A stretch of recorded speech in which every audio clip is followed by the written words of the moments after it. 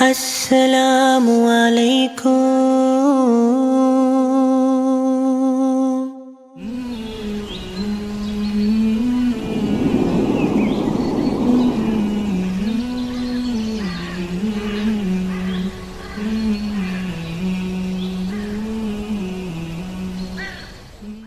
السلام علیکم ورحمۃ اللہ وبرکاتہ۔ نحمدہ ونصلی ونسلم علی رسولہ الکریم، اما بعد، فاعوذ باللہ السمیع العلیم من الشیطان الرجیم، بسم اللہ الرحمن الرحیم۔ الحکمہ پروڈکشن کی جانب سے میں حافظ شفیق الرحمان آپ سب بھائیوں کو معیشت و تجارت کے اسلامی اصول کی قسط نمبر 2 میں خوش آمدید کہتا ہوں۔ ناظرین، پہلے لیکچر میں، پہلے سبق میں ہم نے 3 بنیادی چیزوں کو جانا۔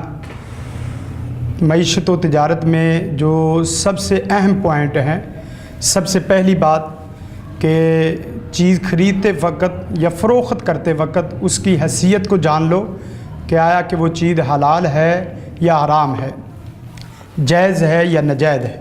اور دوسری بات ہم نے پیچھے بتائی تھی کہ اس چیز کو خریدنے کے بعد دیکھیں، خریدتے وقت دیکھیں کہ میرا وہ ذریعہ وہ جائز ہے یا ناجائز ہے، میرے گھر تک وہ پہنچنے کے ذرائع کیا ہیں، اس بات کو مد نظر رکھیں۔ اور تیسری بات یہ ہے کہ اس کا مصرف کیا ہے۔ ان تینوں میں سے کسی ایک جگہ میں بھی غلطی ہو گئی تو سمجھ لو کہ آپ رزق کے اعتبار سے، مال کے اعتبار سے اللہ کے مجرم بنیں گے۔ تو ناظرین، آج کی ہم اس نشست میں بتائیں گے کہ رزق حلال ہی آخر کیوں۔ یہ بہت اہم مسئلہ ہے اور اہم عنوان ہے۔ اس میں 2 چیزیں جو میں آپ کو بتانا چاہتا ہوں، اس کو یاد رکھیے، سبق کے طور پہ یاد رکھیے۔ ہمیشہ رزق کماتے وقت ان 2 اہم پوائنٹ کو یاد رکھیں، انشاءاللہ آپ کا معاملہ رزق کے اعتبار سے، مال کمانے کے اعتبار سے بہتر ہو جائے گا۔ سب سے پہلی بات یہ ہے کہ آپ اپنے ذہن میں یہ چیز ہمیشہ کے لیے بٹھا لیں کہ رازق اللہ تعالیٰ کی ذات ہے، اللہ ہی رزق دینے والا ہے اور رزق اللہ کا ذمہ ہے، رزق ہمارا ذمہ نہیں ہے۔ اور اس کے ضمن میں یہ بھی بات ذہن میں رکھیں کہ حدیث کے مطابق بندے کی 4 چیزیں لکھ دی جاتی ہیں، ان میں سے ایک چیز جو ہے وہ انسان کا رزق ہے۔ انسان اس وقت تک مرتا نہیں ہے جب تک وہ اپنا رزق جو اس کے لیے لکھا گیا ہے وہ کھا نہ لے۔ جب یہ دونوں باتیں آپ کے ذہن نشی ہوگی کہ رازق اللہ ہے اور میں اپنا رزق کھائے بغیر دنیا سے جا نہیں سکتا، تو پھر کیوں نہ ہو ہم رزق حلال ہی کا اہتمام کریں، کیوں نہ ہو کہ ہم ایسے رزق کا انتخاب کریں جو اللہ کے ہاں پاکیزہ ہے، جو پاک ہے، جو حلال ہے، اور اسی کی وجہ سے ان نقصانات سے بھی بچ جائیں جو دنیا آخرت میں حرام کے نقصانات ہیں۔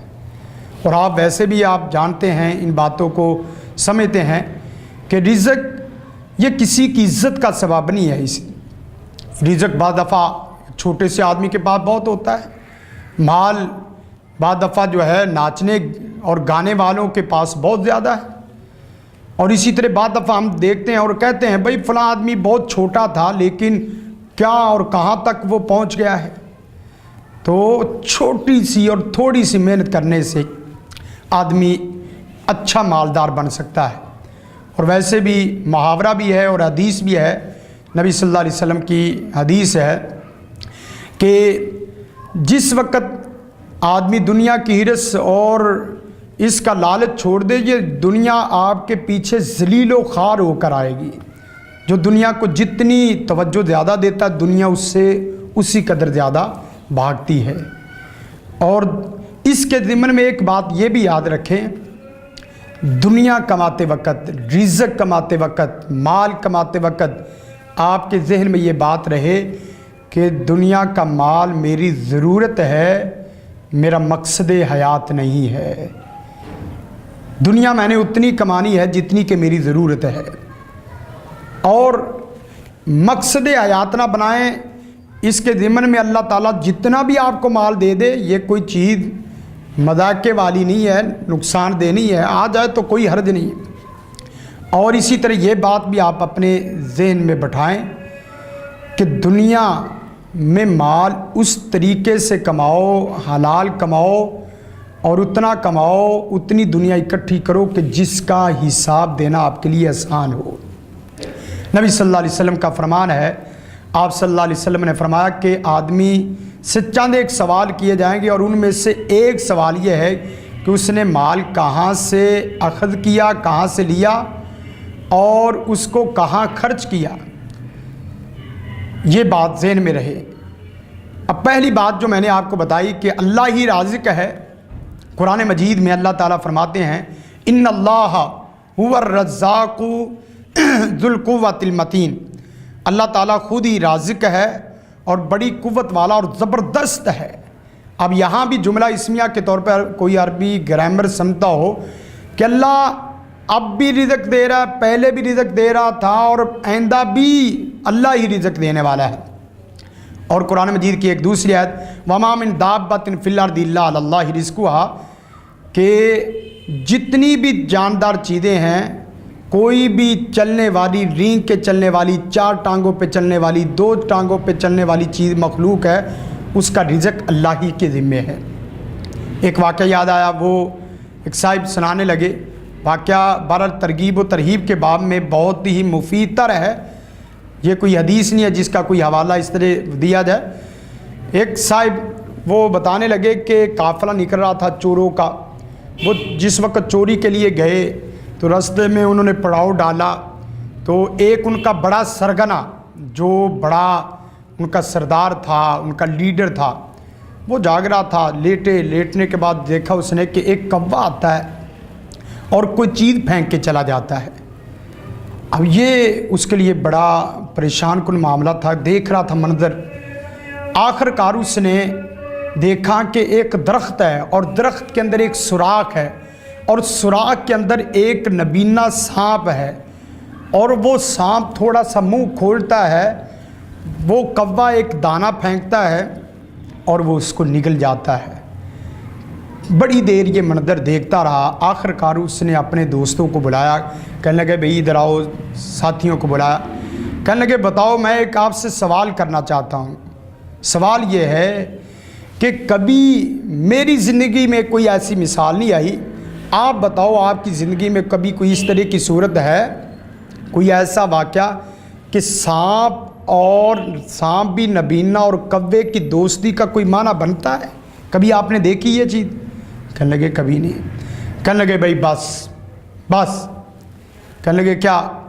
کہنے لگے کہ اگر اللہ کی ذات درختوں کے سوراخوں کے اندر بیٹھے ہوئے نبینے سانپوں کو کووں کے ذریعے روٹی روزی دے سکتا ہے، بھائی تو ہم انسان ہیں، ہمارا تو ذمہ ہی رزق اللہ نے لیا ہے، اس لیے آج کے بعد چوری نہیں کروں گا۔ انہوں نے کہا بھئی ایک چوری کر لے جس سے گزر بسر ہوتا رہے۔ کہنے لگا نہیں، اس کو بات سمجھ آ گئی کہ اللہ ہی رازق ہے، اللہ ہی اسباب پیدا کرتا ہے، وہ ہر چیز کو، جو گوشت کھانے والی ہے مخلوق کا اس کو گوشت کھلاتا ہے، جو گھاس کھانے والی اس کو گھاس کھلاتا ہے۔ کبھی یہ نہیں ہے کہ لمبی چوڑی خوراک کھانے والی، گوشت کھانے والی مخلوق اس کو اللہ پوری زندگی گھاس پہ رکھے، اور کبھی یہ نہیں کہ بھوک کی وجہ سے آدمی مر رہا ہو۔ اس کو بات سمجھ آ گئی، اس نے کہا آج کے بعد چوری نہیں کروں گا، حرام رزق نہیں کماؤں گا۔ 2-4 دن فاقے میں گزرے، آزمائش کے تھے۔ کچھ وقت کے بعد دروازہ کھٹکا، رات کو دنوں کے بعد دروازہ کھٹکا تو سامنے دیکھا ایک سفید پوش آدمی ہے، اس نے ایک تھیلا پکڑا ہوا شفیوں کا اور اس نے دی۔ کہنے لگا بھئی کدھر سے، کہاں اور کس کی جانب سے؟ کہا اسی ذات کی جانب سے جس ذات کے اوپر تو نے توکل کیا تھا اور اللہ کو رازق سمجھا تھا۔ رزق کوئی مسئلہ نہیں ہے۔ اور اسی طرح اللہ رب العالمین فرماتے ہیں وَفِي السَّمَاءِ رِزْقُكُمْ، آسمانوں پہ رزق کے فیصلے ہوتے ہیں۔ اللہ الذی خلقکم، اللہ ہی وہ ذات ہے جس نے تمہیں پیدا کیا، ثم رزقکم، اور وہی ذات ہے جو تمہیں رزق دیتا ہے۔ 20 آیات اور حدیث ہیں۔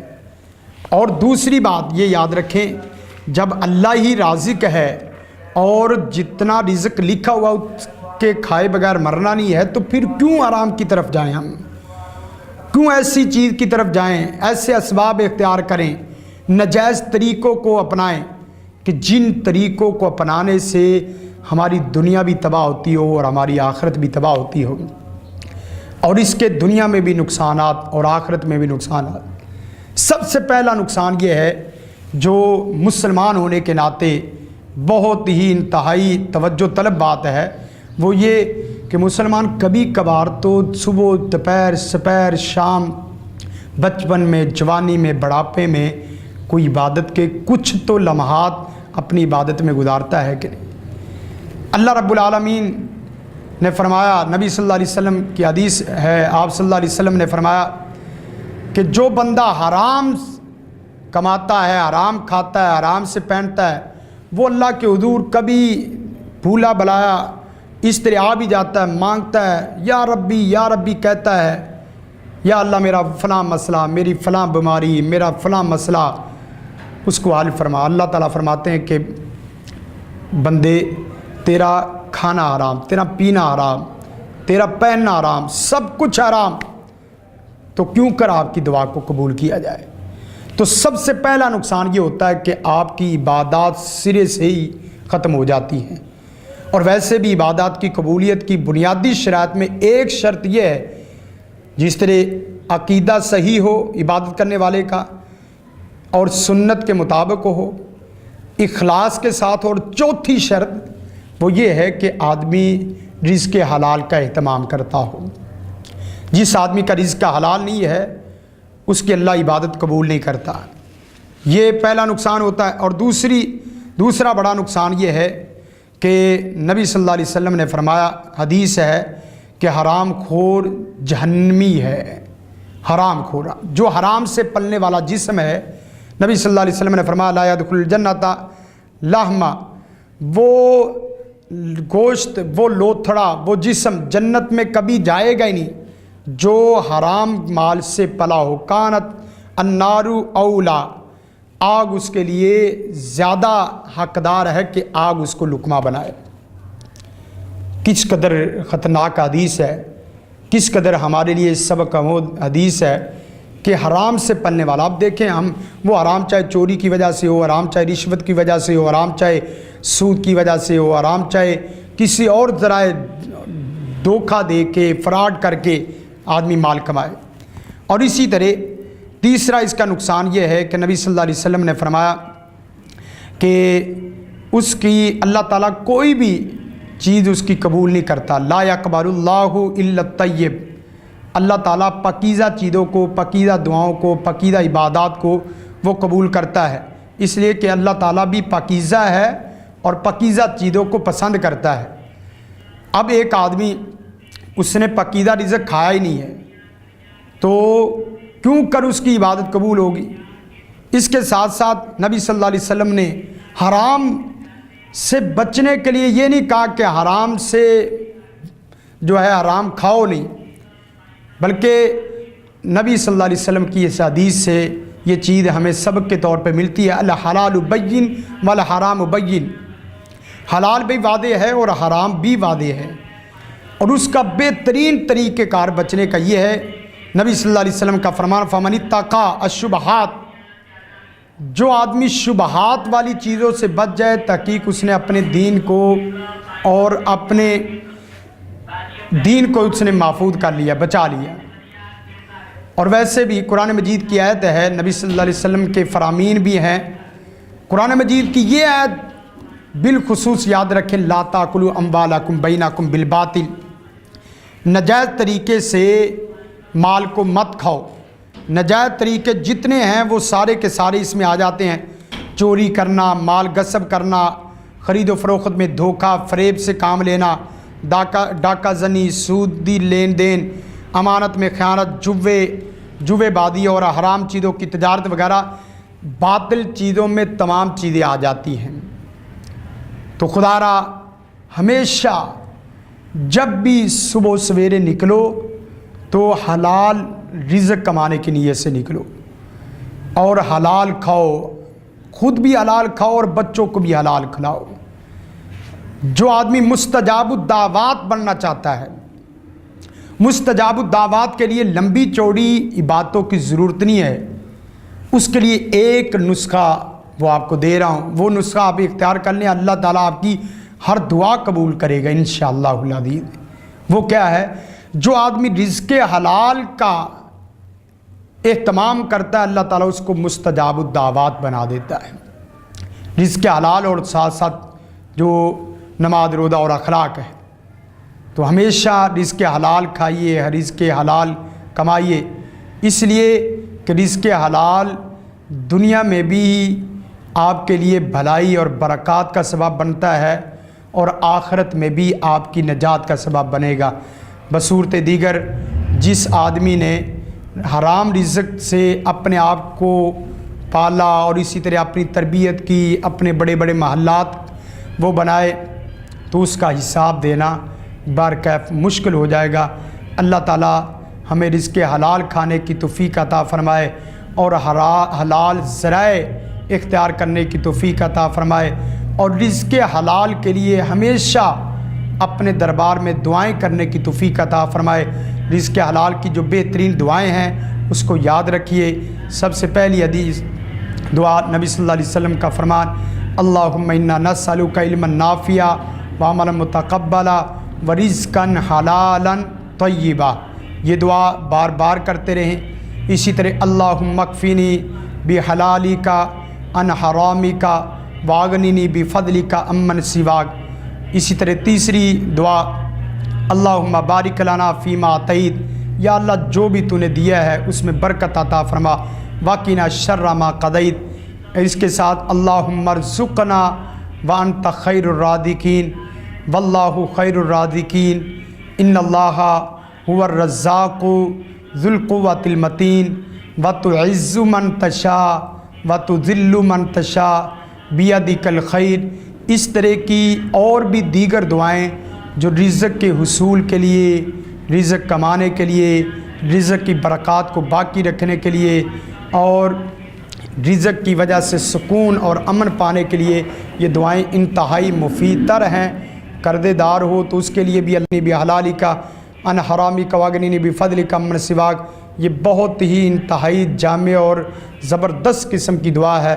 اللہ تعالیٰ ہمیں رزق حلال کھانے کی توفیق عطا فرمائے اور رزق حلال کے ہی ذرائع اس کو اختیار کرنے کی توفیق عطا فرمائے۔ اللہ حافظ، جزاکم اللہ خیرہ، والسلام، السلام علیکم ورحمۃ اللہ وبرکاتہ۔